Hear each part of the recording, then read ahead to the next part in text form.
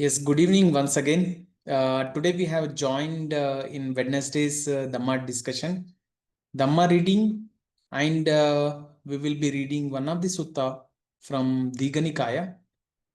As a mark of respect, we pay homage to the Blessed One Buddha by reciting Namo Tassa for 3 times. You can all join me in reciting Namo Tassa for 3 times. Namo tassa bhagavato arahato samma sambuddhassa. Namo tassa bhagavato arahato samma sambuddhassa. Namo tassa bhagavato arahato samma sambuddhassa. Buddham dhammam sangam namasami. The reciting which we have done is the qualities of Buddha. Namo tassa bhagavato. Arahato means where he got enlightenment. Samma sambuddhassa means he is fully enlightened, fully liberated by himself, by his own understanding. He got fully liberated. And we remember Buddha, Dhamma, and Sangha. Buddha is our teacher. Dhamma is our teaching, which we are learning. And Sangha is a group of people who are maintaining this Dhamma or continuing this Dhamma. Today we will be reading from Digha Nikaya 28. I will be sharing the screen. Generally, we will be reading from the suttas. Suttas we will be reading from Sutta Central, which is developed by Bhikkhu Sujato. He stays in Australia. We will read some of the, I think last time we have read till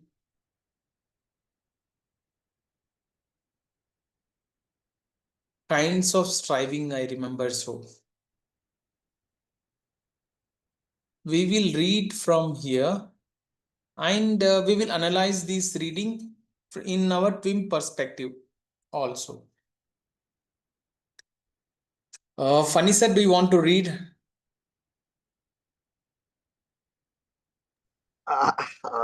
Okay, so Fine. I'm not in a place where I can read. Fine, it's but fine.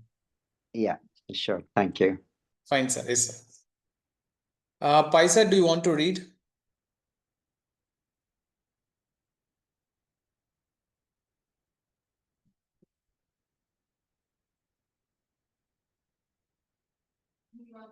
Yes. Sindhu, you can read, Sindhu.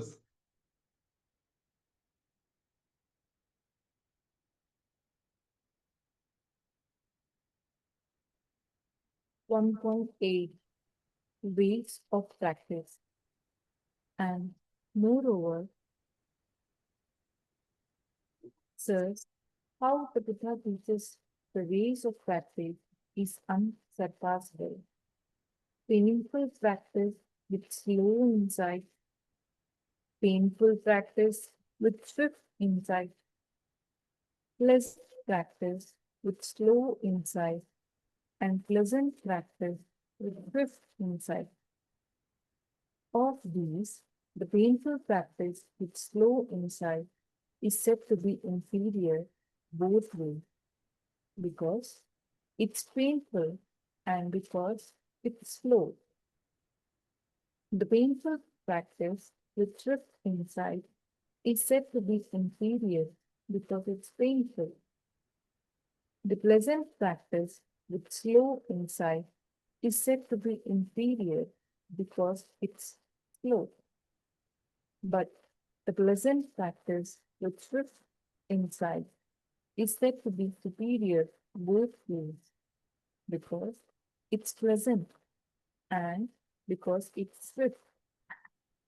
This is unsurpassable when it comes to the ways of practice. Excellent.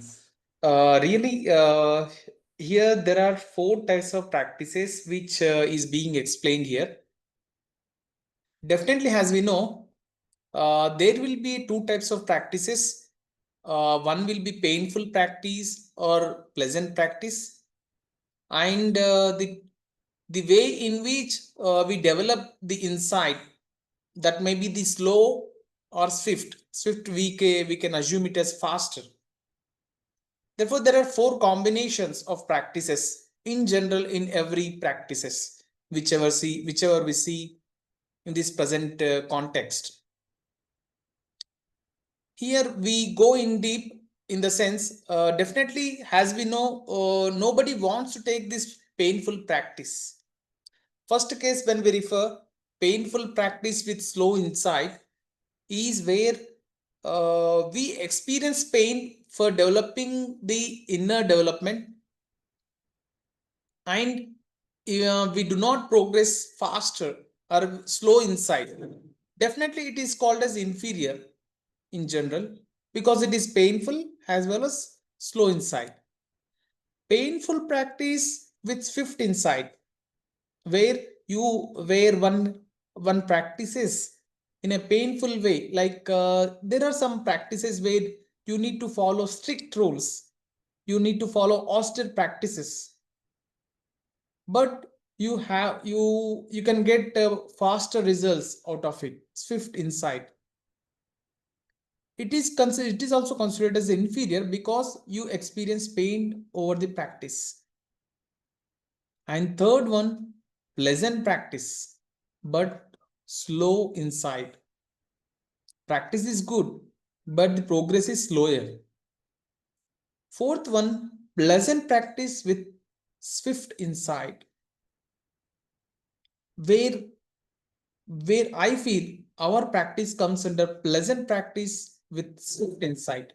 Because when we practice in loving kindness meditation, one just needs to follow the 6 hours, and one need not follow other methods of, like, one can reach one stage to another stage without having any other changes in the practice. It automatically transforms our practice from one jhana to another jhana, or one state of mind to another state of mind automatically. We need not have any other conditions other than the basic maintenance of precepts, basic maintaining the precepts, and following the consistent practices. It's really very good. This is unsurpassable when it comes to the ways of practice. Now we will read from TWIM board the same thing.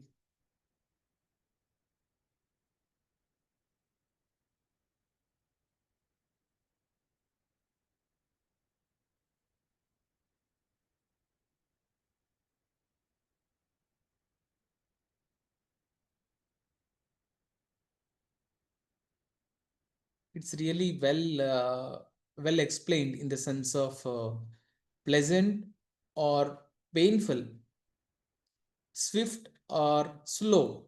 Really explained very well.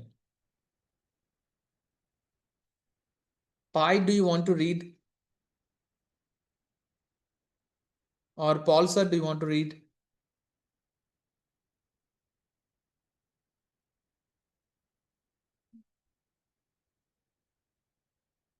Yes. I can hear.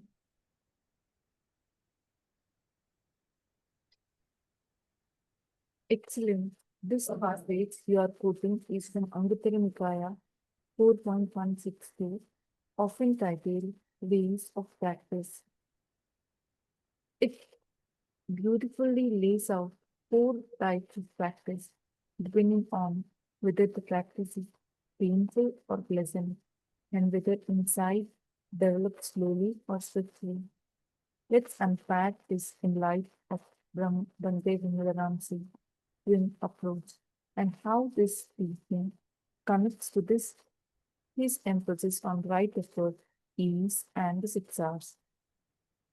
Painful practice versus pleasant practice. The Buddha recognized that different methods of meditation produce different experiences. Some practices are painful, they involve struggle, suppression, or tension because the meditator is resisting or controlling what arises. Other practices are pleasant, they are characterized by relaxation, open awareness, joy, and ease because the meditator accepts and lets go of craving at each step. In painful practice, the meditator is often fighting distraction, forcing concentration, or resisting feeling. This aligns with what Bhante calls concentration practices, samatha jhanas, that emphasize control and absorption rather than relaxation and release. In pleasant practice, the meditator smiles, relaxes, and observes naturally using the 6 hour process to let go of tension each time craving arises. This is the twin way, tranquil wisdom rather than forced concentration. Slow insight versus swift insight. Slow insight means that wisdom and understanding of dependent origination, impermanence, craving, and cessation develop only gradually. Swift insight means that understanding arises more quickly because the mind is clear, open, free from resistance. Bhante often points out that relaxation accelerates insight because it cuts craving immediately. When craving drops, the mind becomes light, joyful, and more perceptive. This is what the Buddha meant by pleasant practice exists inside.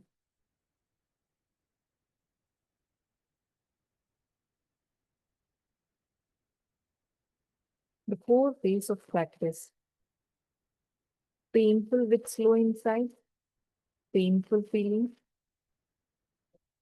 speed of insight slow, forcing suppressive slow progress, inferior both ways.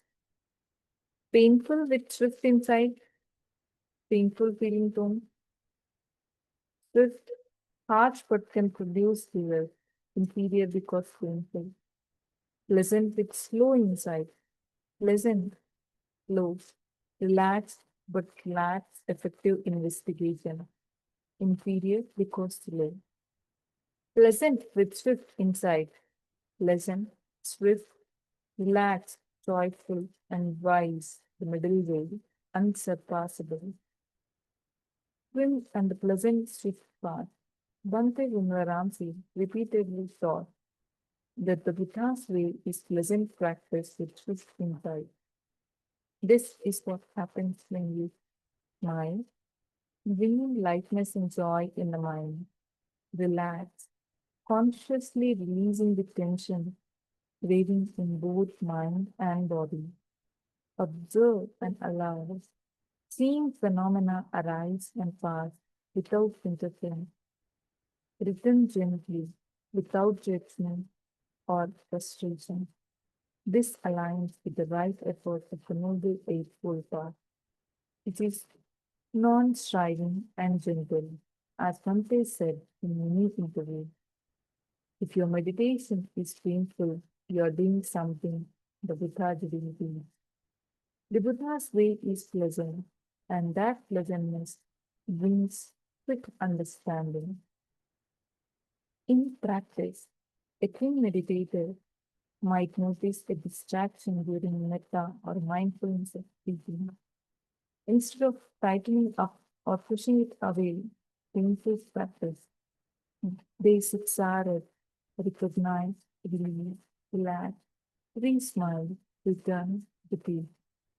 Each time they relax, craving ceases for a moment, and that's insight into dependent origination happening right there.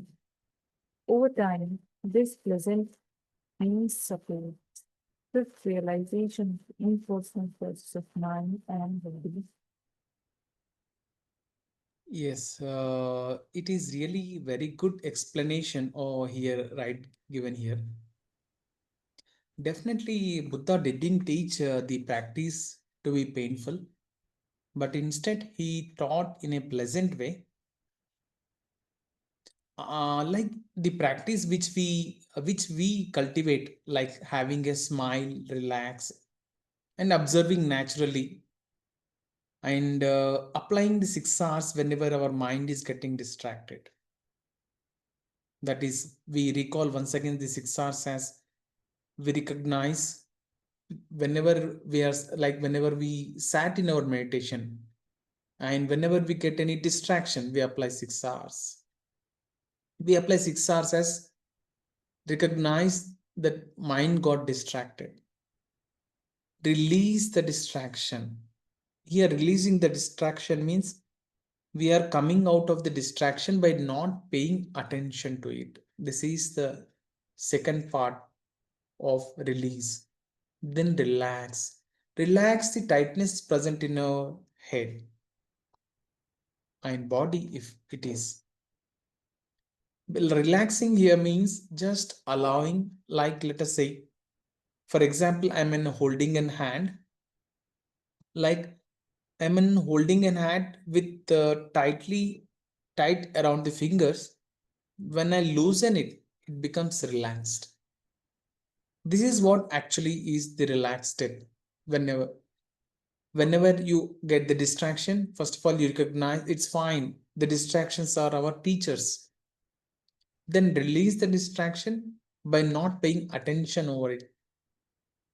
And relax the tightness present in your head and come back to your smile, and then return to your object of meditation, that is loving kindness.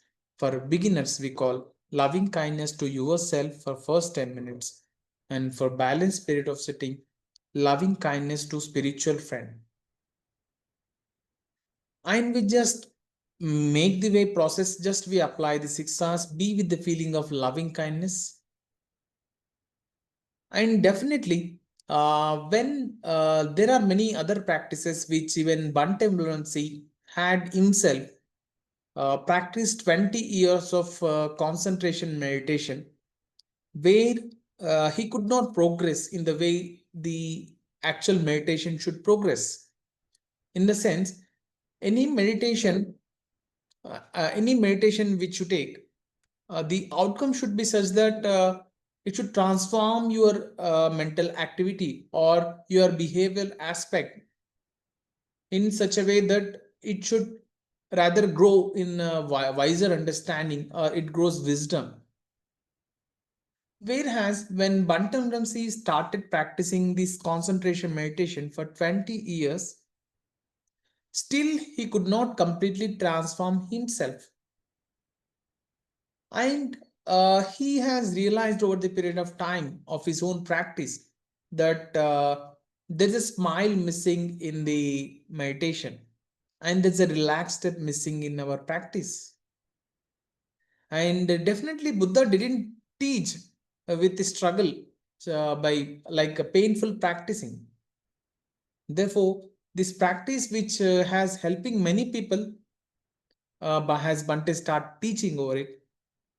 Even many concentration meditation practitioners come over and learn this technique and find it very useful because it is a natural way of smiling. Like in general, we advise initial beginners to keep a little smile or all the day, because the smile helps, or smile helps in our practice day-to-day activities. Like when your corners of mouth goes up, so does our mental state. Therefore, smiling is first step. It is a natural and it is a pleasant practice which we call. and we apply 6 hours, and our progress naturally grows.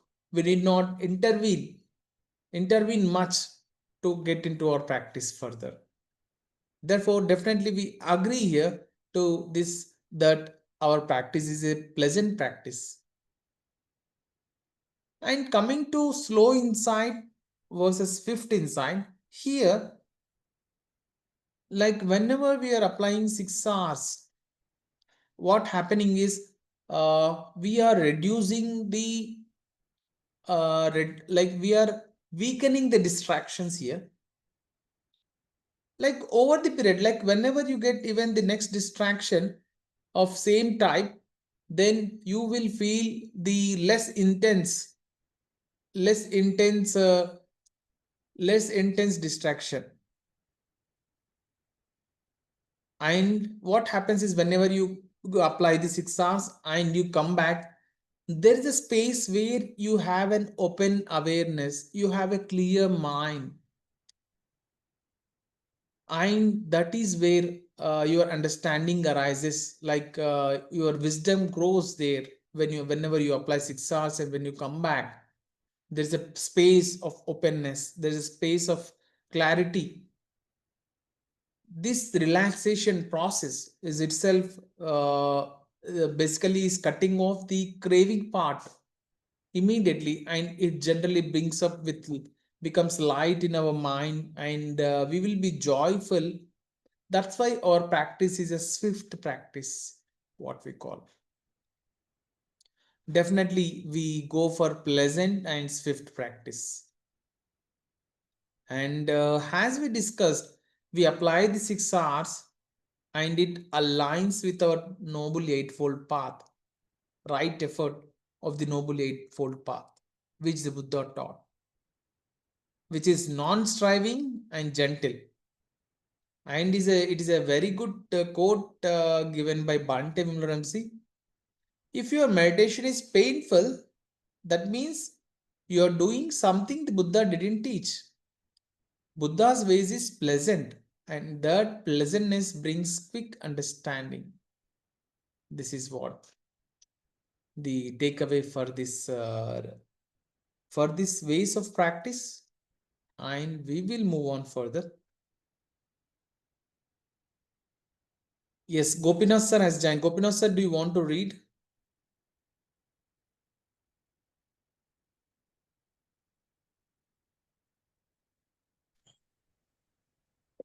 No,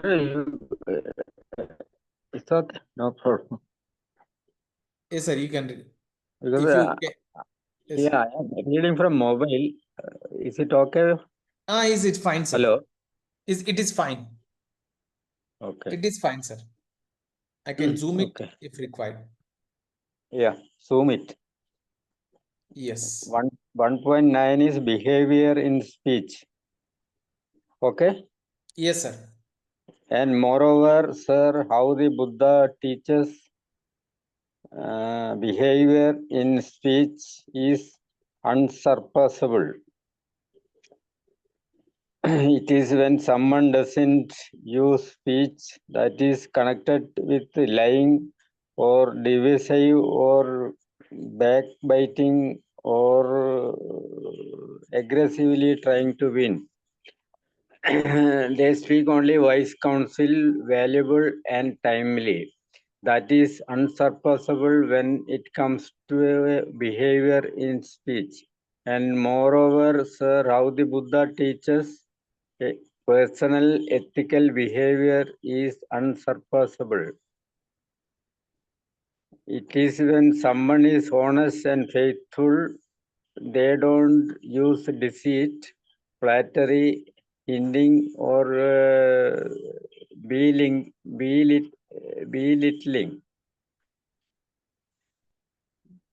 And they don't use material things to chase after other material things.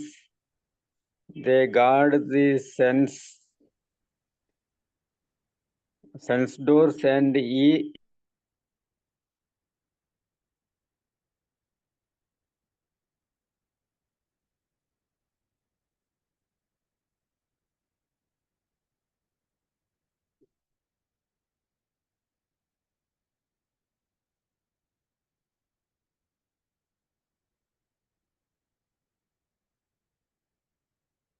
I think Gopinath sir got disconnected.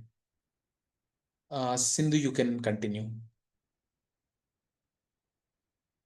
from here. Yes.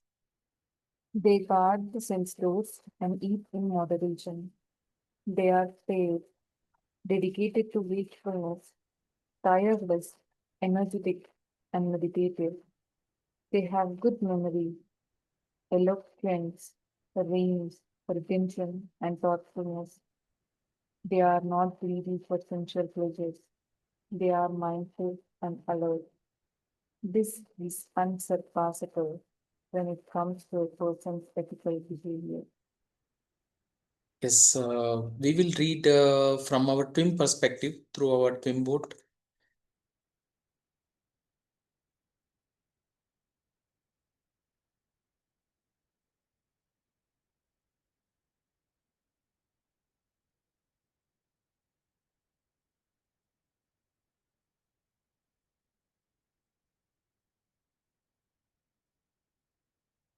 Yes, you can read, Sindhu. Here, the Buddha turns from ways of practice to behavior in speech and ethical conduct. These are deeply connected to the Noble Eightfold Path, specifically right speech, right action, and right livelihood. Let's explore this path closely and then connect it with Zen as taught by Bhante Vimalaramsi and Jason Armstrong. Unsurpassable behaviors in speech. They don't use speech connected with lying or divisive or backbiting or aggressively trying to win. They speak only wise control, valuable and timely. This describes a right speech. It has unsurpassable guidance for communication that leads to harmony, understanding, and peace. The four kinds of wrong speech: lying, musavada, deliberate falsehood or distortion, divisive speech, speech that sets people against each other, harsh or abusive speech, words that hurt or wound others, idle chatter, manipulative talk, empty, self-serving, or competitive talk, trying to win. Twins approach to right speech. Bhante Vimalaramsi always emphasized that speech should come from a mind free of craving and aversion. When we discharge a feeling or thought before speaking, pause and recognize any tightness or reactivity. Relax the tension, letting go of the craving to be right, to grow, attack, or to defend. Re-smile, which lightens the heart and opens compassion. Then, if speech is needed, it arises naturally, gently, and truthfully, timely, and beneficial.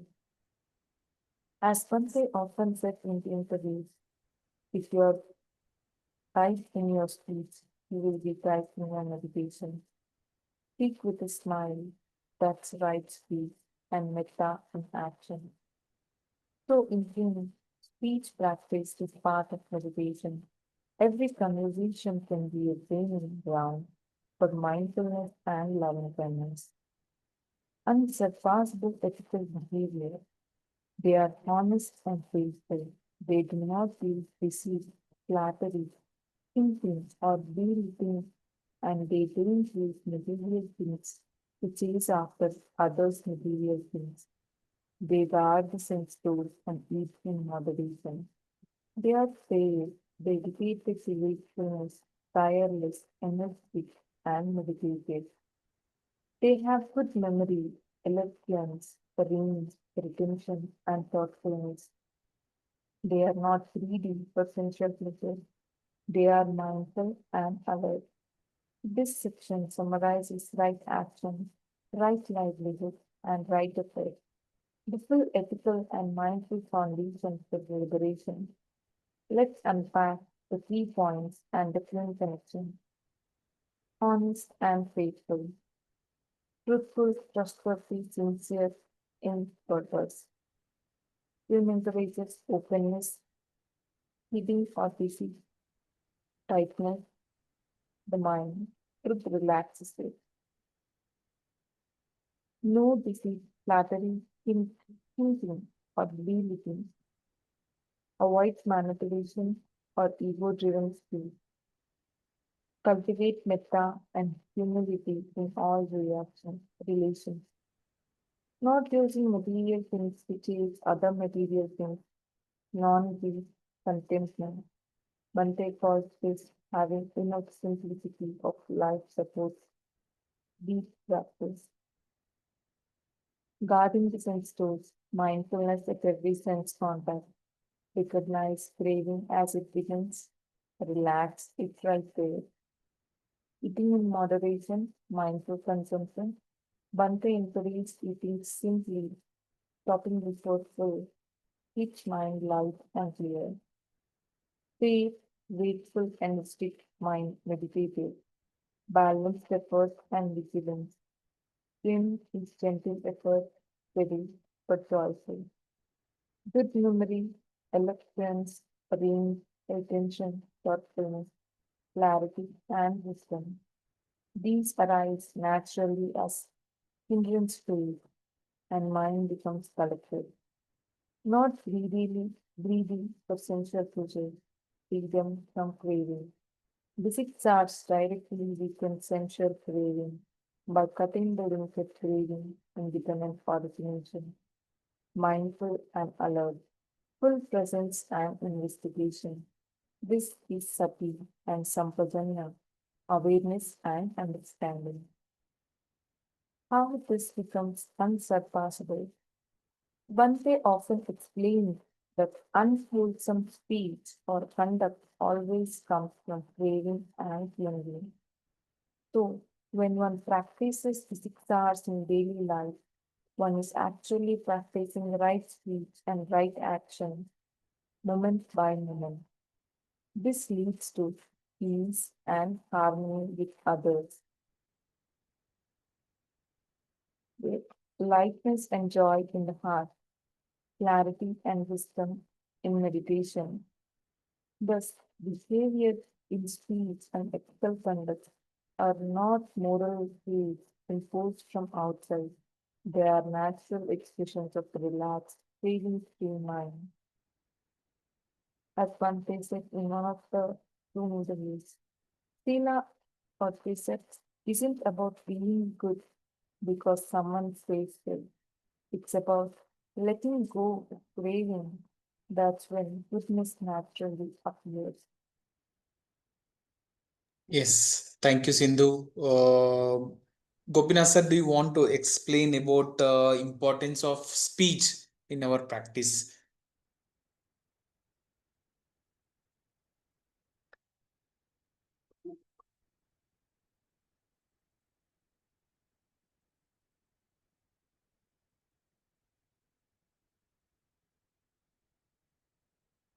Yes, here I would like to say that we follow the precepts.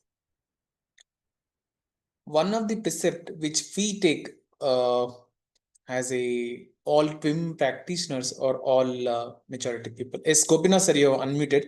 You can say about importance of speech.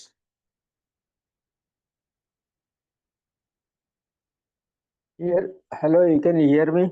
Yes, we can hear you, sir. You can say, Yeah. sir. Here, heavy rain, that's why it goes out and in No Kerala. problem. No problem, sir. No, you repeat your question? I would like to hear from you what is the importance of speech in our practice, just to tell to other. Yes, speech is very important because speech can be sweet, speech can be hurtful also. So you should be careful not to hurt anyone in your speech. That is right. Speech is very important. And in every situation, you should use right speech. Situation may be varies person to person, but still, whenever you open your mouth, you should have right speech, and the other people should like the speech, and it should not hurt anyone, especially because hurt feeling is very dangerous feeling. It creates craving. Yes. Yes, sir. Yes, sir. You can continue, sir. Yes, sir. Me? I Yes, sir. continue. Yes, you can just say continue. Just I was searching for Delson uses one phrase of for speech.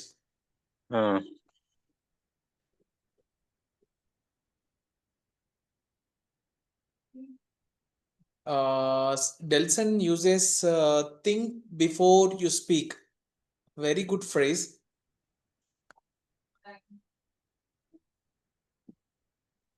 Sindhu, do you want to say? No, please.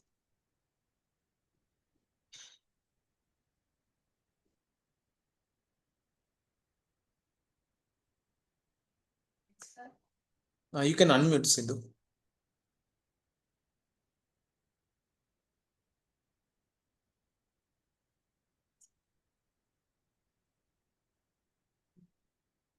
Sindhu, you're muted now. You can unmute and tell.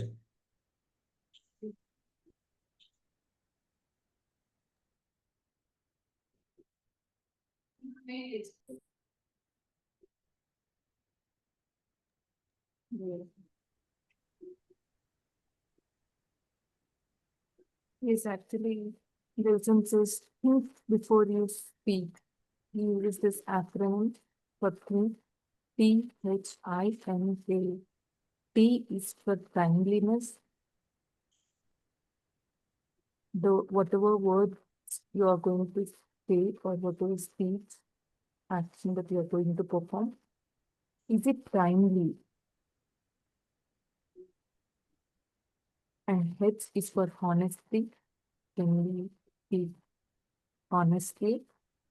I is the intention behind it. What's the intention behind what you are going to speak? N is what's the need or necessity for the speech that you are going to say. K is for kindness. Can you say it with kindness? Thank you, Sindhu, for reading. For telling about the acronym think before you speak. It's really very important part of our practice. In day-to-day conversation, we encounter dealing with conversation with many people, either in professional or in our daily activities. This really impacts our practice. One of the precepts which we take is to abstain from telling lies, harsh speech, gossip, or slander. Telling lies, because when we tell lies, basically we are hiding the truth, and it affects even our practice, and all this telling lies will affect our practice. And the other instance where our teacher says that, like when we tell lie, let us say we are in the same place, then it would not be good to hear the lies from other people. Harsh speech, we tell that we will not speak harshly because it affects the people. When I use the harsh words, then definitely it hurts one's peace, one's happiness going. Gossip is something very interesting in the sense where let us say you speak in a same state whenever the person is there or not there, you speak in a similar way. That is what the gossip is, something where there may be cases like when some person says in one instance he says one thing, and in other instance when the person is there he says in other way. This is called as gossip. And gossip also, we should abstain from telling lies, harsh speech, gossip, slander. Slander is something where someone uses a false language. Definitely, this is a basic precept what we call, and here the true acronym thing before you speak, like true, timely. Sometimes it is said as timely also. H is helpful, honest, or timely, honesty. Honesty we can add it.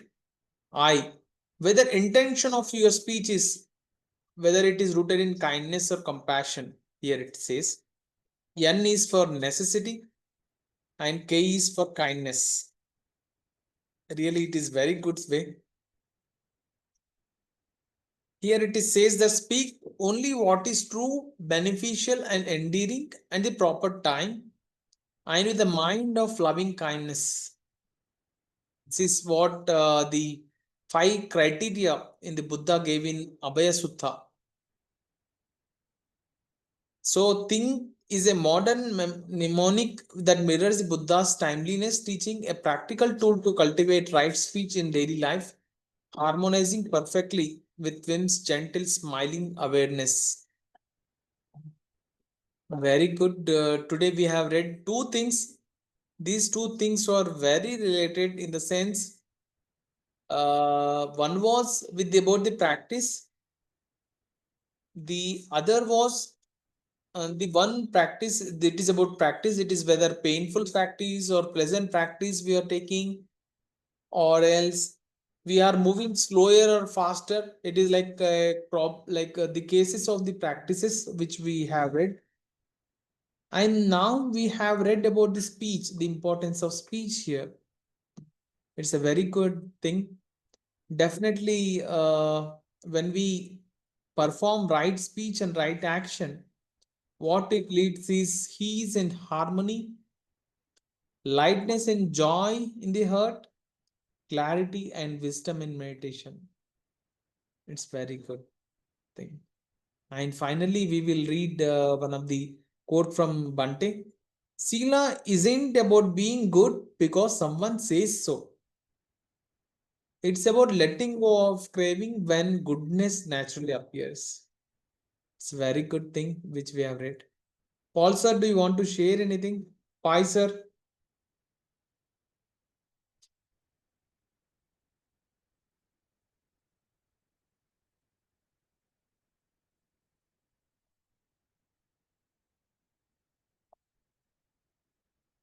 Otherwise, we will be sharing the merit.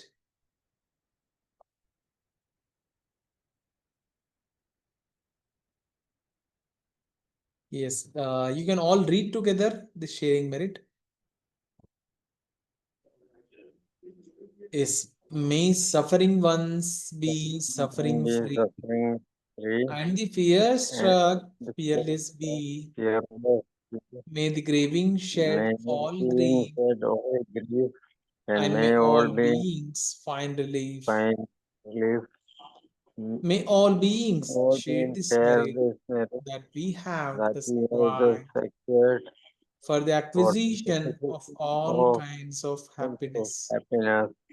May May beings beings inhabiting space inhabiting and space earth, and earth, devas devas and and nagas nagas of mighty of power, mighty power, share this merit have of merit of ours. ours. May May they they long protect the protect Buddha's Buddha dispensation. dispensation. Sadhu, Uh, sadhu, sadhu. I thank all for joining us this reading session, and I wish all be happy, peaceful. Thank you, Pai sir, Paul sir, Gopinath sir. Thank you, Sindhu. thank you. Thank you, sir.